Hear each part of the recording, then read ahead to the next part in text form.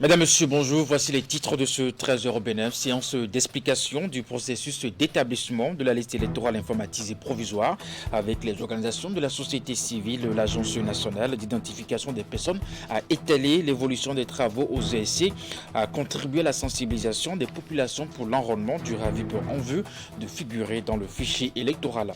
Ensuite, le lancement des travaux de la troisième session ordinaire du comité d'orientation et de suivi du programme redevabilité phase 2, un programme financé par la coopération suisse et mis en œuvre par GFA Consulting Group. La dite session a été pour les responsables l'occasion de remettre des chèques aux projets bénéficiaires du financement. Et puis enfin, les personnes en situation de handicap victimes d'accidents bénéficient de deux projets importants portés par Handicap International Humanité et Inclusion avec le soutien financier de la coopération belge au développement. Il s'agit du projet Réadaptation intégrée et le projet Insertion professionnelle, des projets de prise en charge d'offres d'emploi décents aux jeunes et aux femmes en situation de handicap. Et voilà pour le sommaire de ce 13h au Bénin. À nouveau bonjour et bienvenue si vous nous rejoignez. Je vous l'annonçais tout à l'heure, l'Agence nationale d'identification des personnes ANIP poursuit ses explications du processus d'établissement de la liste électorale informatisée provisoire. Ce jeudi, c'était aux organisateurs de la société civile, à la suite des acteurs politiques, que Cyril Goubedji a étalé l'évolution des travaux. L'ANIP invite les OSC à contribuer à la sensibilisation des populations pour l'enrôlement au RAVIP en vue, bien entendu, de figurer dans le fichier électoral. Les discussions ont eu lieu à la tour administrative. Voici le compte rendu. Nous avons décidé de vous inviter. À la suite des formations politiques, l'Agence nationale d'identification des personnes fait le point de l'évolution des travaux d'établissement de la liste électorale informatisée provisoire aux organisations de la société civile. Quelqu'un qui n'a pas fait le RAVIP, il est déjà décédé au moment où on faisait le RAVIP là. Même s'il est dans la LEPI et qu'il a servi de mine d'or, de fonds de commerce pour certains, ceux-là n'apparaîtront pas dans la LEI. Premier problème, et nous voulons qu'on nous comprenne sur ce point. Deuxième problème, des gens qui ont fait le RAVIP, mais qui entre-temps sont décédés. Et dont nous avons connaissance parce que les gens ont fait des déclarations. Au moins pour le peu de cas où les déclarations ont été faites, dans le nouveau mécanisme de déclaration des décès, nous avons sorti ceux-là de la liste. Nous avons développé une application de consultation de centre de vote sur les Android et qui permet également de faire des transferts. Au départ, l'application était ouverte, mais des gens mal intentionnés ont commencé par faire des transferts à l'insu des autres. Donc des gens, si nous ne fermons pas, des gens vont vous transférer à un centre de vote pour vous empêcher de voter s'ils voient que vous êtes d'une position ou d'une autre. Donc, nous avons verrouillé et aujourd'hui, quand on demande le transfert, c'est sur le numéro de téléphone que vous avez donné pendant que vous avez fait le RAVIP.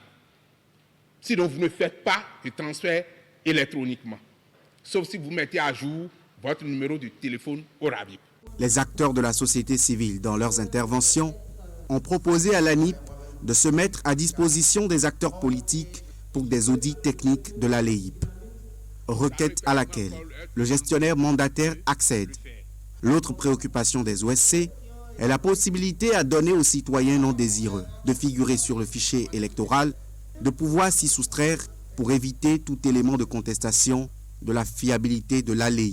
La préoccupation, c'est de savoir les stratégies mises en place par l'ANIP pour faire face efficacement à l'actualisation continue de la liste.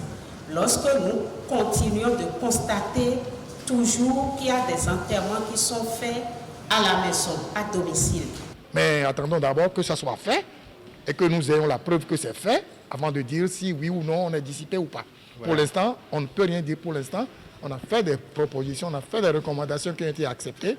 Attendons leur mise en application pour vous dire si oui ou non nous sommes satisfaits ou pas. En attendant le communiqué officiel du ministre de l'Intérieur, fixant les pièces pouvant permettre à l'électeur d'accomplir son devoir civique, Cyril Goubedji a rassuré que tous les actes renseignant l'état civil exact du citoyen peuvent servir au vote.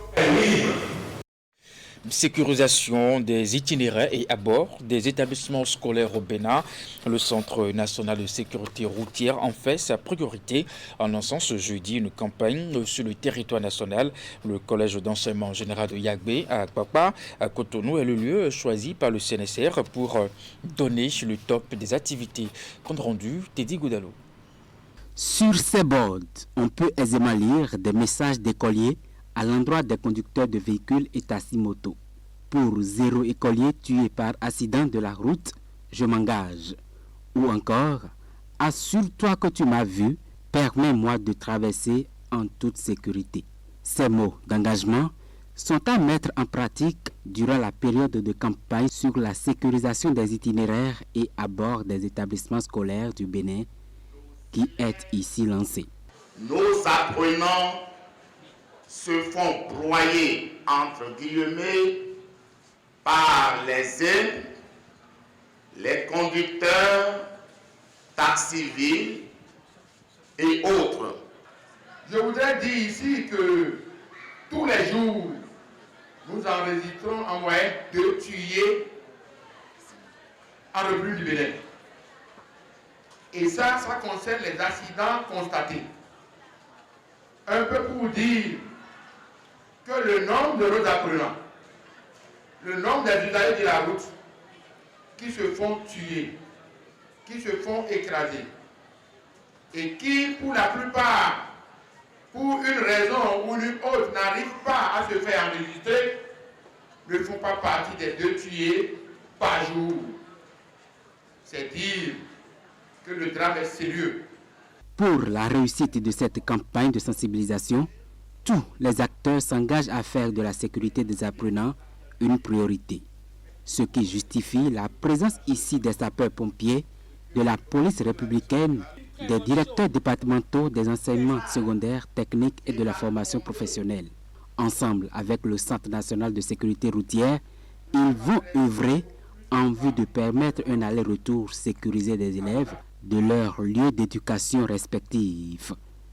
Nous sommes alors là pour attirer l'attention des responsables d'établissement sur la nécessité de recruter des patrouilleurs en vue de faciliter la traversée de nos routes. La présente cérémonie revêt donc une importance capitale car son objet est en droite ligne avec les préoccupations du gouvernement qui accorde une priorité à la sécurité routière en général et à la sécurisation des itinéraires et des abords des établissements scolaires en particulier. À cette cérémonie de lancement officiel, le directeur du Centre national de sécurité routière a insisté sur la prise de conscience, notamment des apprenants.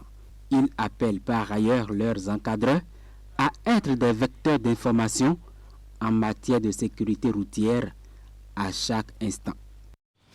Les sinistrés des inondations enregistrées ces derniers jours continuent de recevoir des appuis de personnes de bonne volonté et même d'institutions diplomatiques. Le récent don vient de l'ambassade de la République populaire de Chine près le Bénin. L'Association nationale des communes du Bénin a donc réceptionné un important lot de sacs de riz et de kits scolaires. C'était dans la matinée de ce mercredi. Voici le compte rendu. Sensible aux cris de détresse des populations des communes inondées ces derniers jours, la République populaire de Chine vient en appui par divers produits.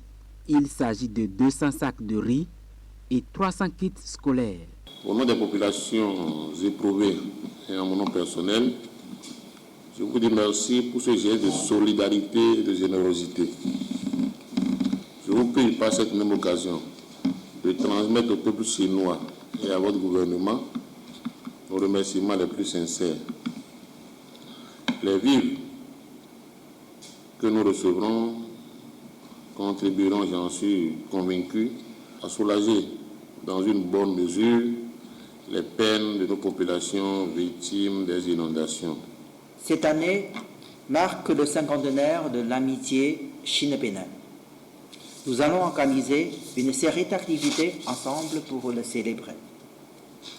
Pourquoi nos relations d'amitié et de coopération sont aussi excellentes pendant les derniers 50 ans, avec des fruits de coopération abondantes visible et bénéficiaire au peuple, car nous partageons une histoire douloureuse pareille, un même chemin de développement économique et social, et aussi les mêmes visions sur la situation internationale et aussi un ordre international à construire. Car nous nous respectons dans l'histoire mutuellement, nous nous entretenons mutuellement devant les difficultés. Le geste traduit la bonne relation qui existe entre la NCB et la République populaire de Chine. Au nom de l'Association nationale des communes du Bénin, le président Luc Setondié Atropo rassure de la transparence dans le partage de ce don au profit des bénéficiaires.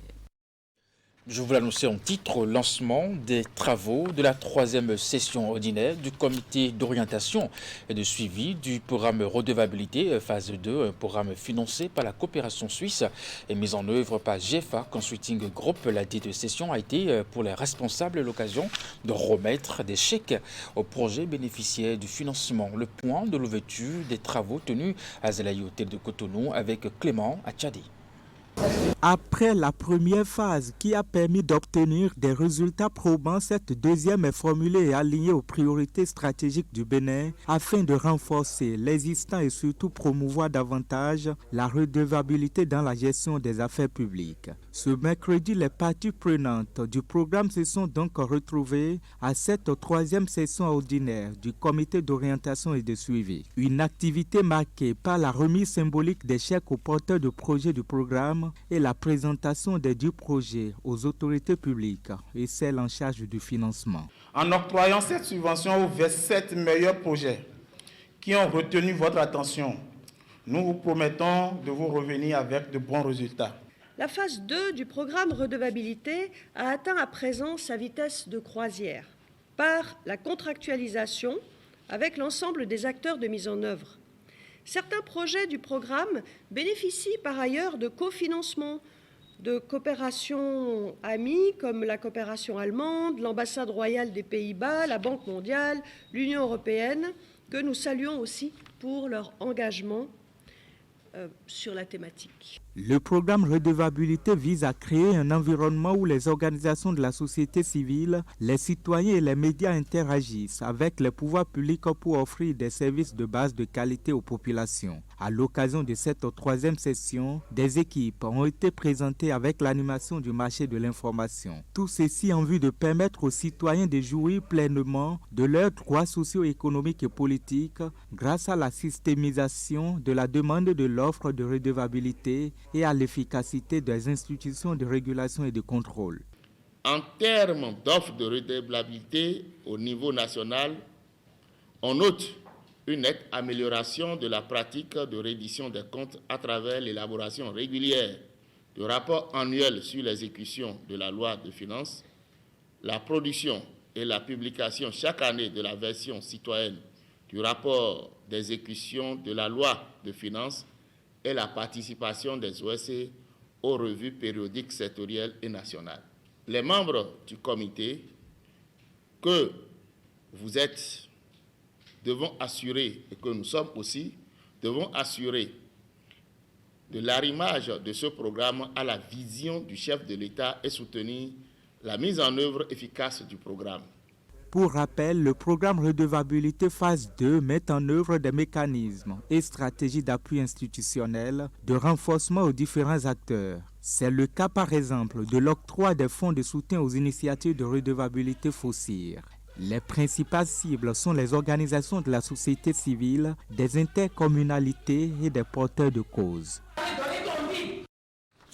Le mois du consommation local à édition 2022 a été officiellement lancé ce mardi dernier à la place de l'Étoile Rouge. C'est dans ce cadre que l'Union des professionnels des médias du Bénin UPMB et la Chambre de commerce et d'industrie du Bénin ont organisé ce mercredi à l'intention des acteurs des médias un café-débat. La séance d'échange s'est tenue à la salle polyvalente de la CCI Bénin à Cotonou autour du thème « Je consomme local, je construis mon pays ». L'initiative, qui est une première, s'inscrit dans la mise en œuvre d'une des activités phares du plan d'action de l'UPMB intitulé « Les médias découvrent », un programme qui permettra d'aller à la découverte des structures, organisations, entreprises exerçant sur le territoire national. Reportage. Un café-débat autour du thème « Je consomme local, je construis mon pays » pour les acteurs des médias dans le cadre du mois du consommant local, édition 2022. C'est une initiative de l'Union des professionnels des médias du Bénin, UPMB, et de la Chambre de commerce et d'industrie du Bénin, CCI Bénin. À ce café-débat donc, nous sommes invités à nous prononcer sur notre rôle en tant que professionnels des médias dans la promotion du consommant local, à échanger avec les membres de la Chambre de commerce et d'industrie du Bénin sur les activités de la Chambre, en l'occurrence le mois du consommant local, à discuter avec les entreprises invitées sur leurs activités, les difficultés rencontrées et répertorier leurs attentes par rapport aux professionnels des médias. Cette séance d'échange est l'une des activités inscrites dans le plan d'action de l'UPMB, à savoir les médias découvrent. C'est donc un partenariat gagnant-gagnant qui naît désormais entre l'UPMB et l'institution consulaire. C'est une opportunité aujourd'hui pour la Chambre de commerce et d'industrie du Bénin et parallèlement le ministère de l'Industrie et du Commerce de faire des professionnels des médias des ambassadeurs de vos différentes institutions. Lorsqu'on dit « je consomme local, je construis mon pays », je voudrais que vous n'ayez pas le regard que nous avons l'habitude d'avoir dans ce côté du consommant local que moi je vis, bientôt ça fait la 3e saison.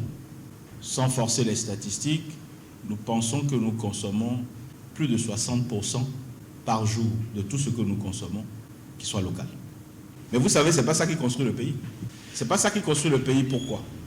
Parce que les 40% autres sur lesquels vous investissez prennent beaucoup plus d'argent dans votre poche. Mais pourquoi ça prend plus d'argent dans votre poche? Ça prend plus d'argent parce qu'eux, ils ont une valeur ajoutée qu'ils ont mis. Consommons ce que nous produisons, produisons ce que nous consommons. Et je pense que c'est pour nous aider à arriver à rendre cet adage une réalité que nous allons essayer de travailler tous ensemble pour y arriver. Parce que quoi qu'on fasse, si vous ne relayez pas ce que nous faisons, ce que nous disons, ça ne sert à rien. Parce qu'il y a très peu d'acteurs finalement qui sont touchés, qui entendent le message et finalement ça s'éteint comme un petit feu. À l'occasion, 2 entrepreneurs sont invités pour le panel de discussion, des moments de partage d'expériences et d'échanges avec les professionnels des médias. Selon les panélistes, les médias constituent le principal relais pour sensibiliser la population autour de cette noble cause qu'est le consommant local. Il y a encore un peu à faire par rapport à la consommation locale et l'élément le plus déterminant, je dirais, est la volonté politique. Il faut déjà qu'on accepte qui nous sommes, c'est ça le plus important. Il faudrait que nous changions de mentalité. Et souvent, on nous attaque sur la question du packaging. Là encore, il y a beaucoup d'améliorations. Entrez dans les grandes surfaces, vous allez constater qu'effectivement, de nos jours, les produits béninois sont très bien présentés. Ce sont des produits à valoriser. La présidente de l'UPMB reste convaincue que les échanges permettront d'aboutir à des propositions pertinentes, des recommandations et suggestions afin que les professionnels des médias, les chefs d'entreprise et la CCI Bénin puissent convenablement jouer leur rôle. Un concours est également initié avec le prix CCIB UPMB pour le meilleur article de presse sur le mois du consommant local de cette année 2022. Le Bénin a célébré ce mercredi à l'instar des nations du monde la journée internationale de la fille. C'est la 10e édition de cette commémoration dont les manifestations officielles se sont déroulées à Ouidah en présence de la ministre des Affaires sociales et de la microfinance Ali Moumouni Henri Ganti. La journée internationale de la fille ne pourra pas passer sous silence au Bénin avec les différentes actions du gouvernement pour promouvoir le genre. La célébration officielle de cette 10e édition réunit à Ouidah le conseil communal, les cadres de l'administration publique et les partenaires techniques et financiers autour de la ministre des Affaires sociales. Des jeunes filles de Ouidah sont aussi massivement mobilisées pour ces manifestations dont le thème de cette année est intitulé « Notre temps est venu, nos droits, notre avenir ». Pour le chef de l'État, le président Patrice Talon, le développement du Bénin ne peut pas se faire sans les filles et les fils du Bénin. Le Bénin, à l'instar des autres pays, s'est engagé dans la protection des droits des filles en ratifiant plusieurs traités et conventions dont la plus importante demeure la Convention internationale relative aux droits de l'enfant.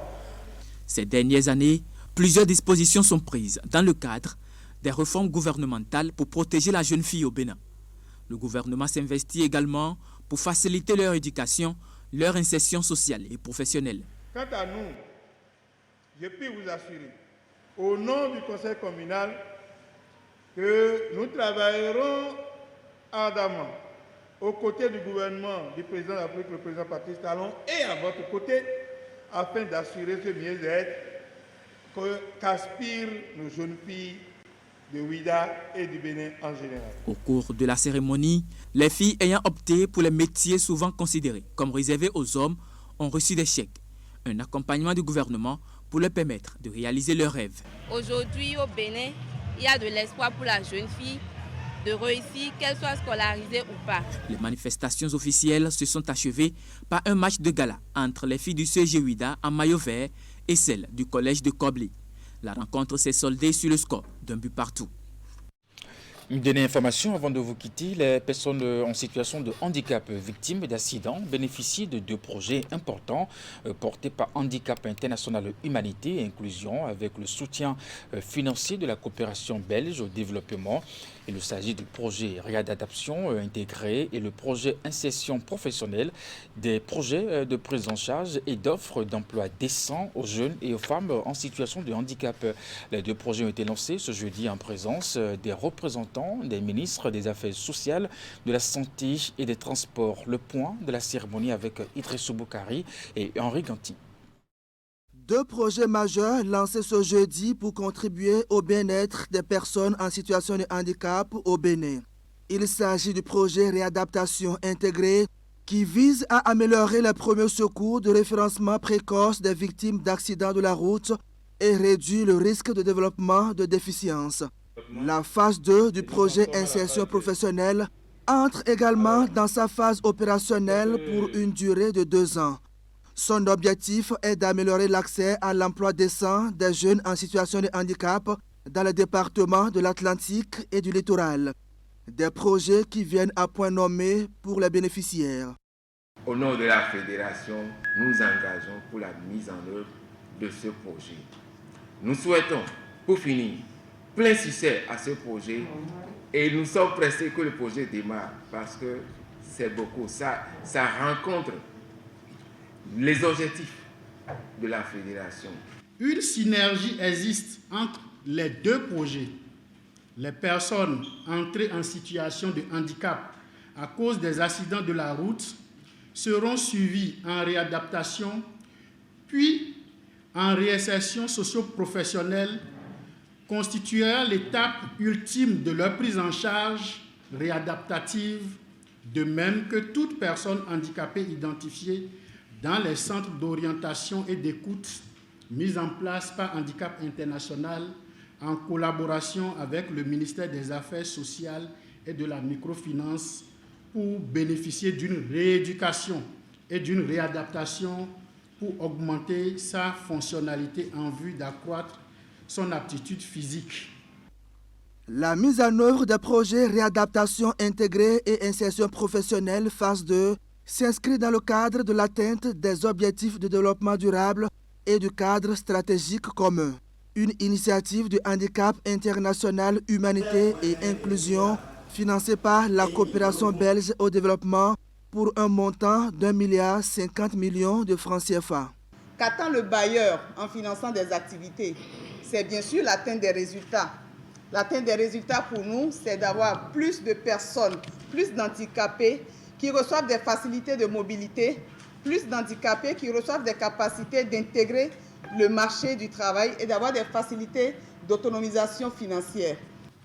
Les résultats de cette expérimentation pourraient permettre à terme d'insérer les soins de réadaptation dans les paniers de soins de base du projet ARCHE. Les villes de Cotonou, Abomey-Calavi et Ouidah ont été prises en compte par les projets. Les ONG, associations, fédérations et réseaux des personnes en situation de handicap sont appelés à soutenir l'initiative afin que les résultats attendus soient atteints au terme de l'exécution de ces 2 projets. Mesdames et messieurs, c'est la fin de ce 13h au Bénin. Merci de l'avoir suivi. Le programme se poursuit, comme vous le savez, sur Canal 3 Bénin. À 16h, votre bulletin d'information. 19h30, la grande édition de la soirée. Portez-vous bien et à très bientôt.